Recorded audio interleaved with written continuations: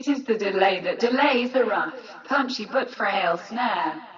Shuffling, the beat melts to one collective of sound, drifting through a phase of time.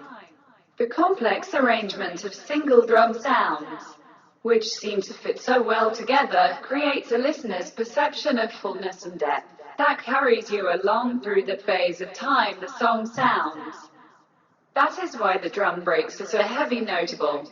Slow hits on toms, the sound delays through a middle, big but empty room but encased with wood. The mellow synth finds space to clink.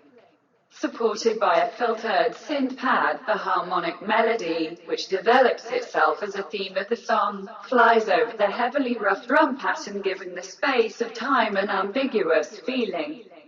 It is like a rough and impulsive period, but at the same time sweet and dreamy.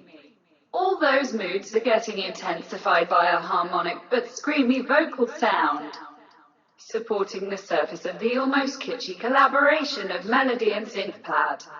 Just before every particle of the sound is becoming one collective oscillation. By thickened up the tiny parts of silence and by overflowing the yelling sound of the cymbals, another break intends new intensity. The rhythm compiles itself out of numerous entities and intensities. So within all its complexity, it consists of numerous simple patterns. This seems to be true for all the structural levels of the song, as the patterns consist of drums, samples, and melodies. The whole song is made up of these patterns. You can easily imagine a junglist soundboy creating a mix of different songs which are of even bigger structures. A mix contains songs that contain patterns that contain samples. But what about the sample? What makes a sound? The sheer entity of a single sound.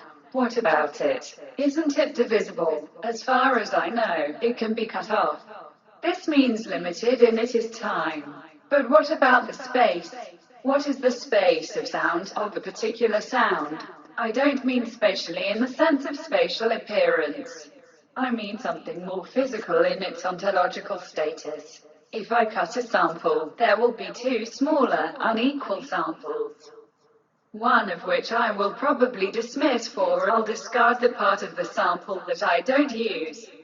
I cut off time, but because this time is not lost but put aside, it seems I have also cut through space. Made two entities out of one.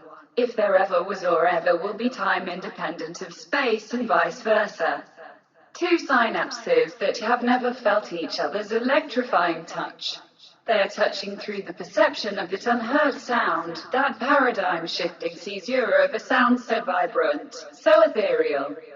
Time and space become one single wave, punctual like a sting, but still soothing like a beloved phenomenon, spherical as a desert, but still sharp like a razor. So what is the sample, if not an audible point in something we would refer to as space-time? If so, then the pattern is a line of audible points, namely samples, in space-time.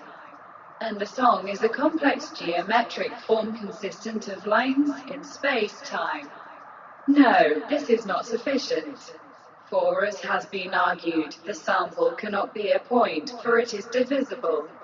If is a wave, as I have heard, then it is a wave consisted of waves, that are consisted of waves, and so on ad infinitum.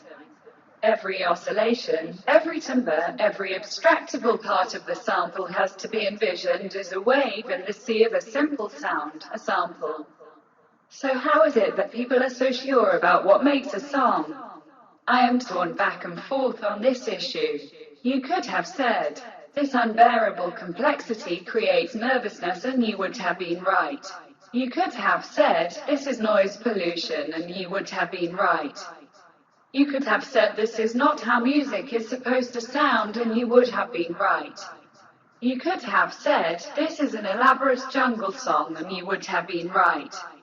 You cannot say that the artist did not want it to be like this, for associating a piece of music with a notion of like this or that depends as much on his persona as on your own twisted vision of what makes music, of what makes time, and of what makes space.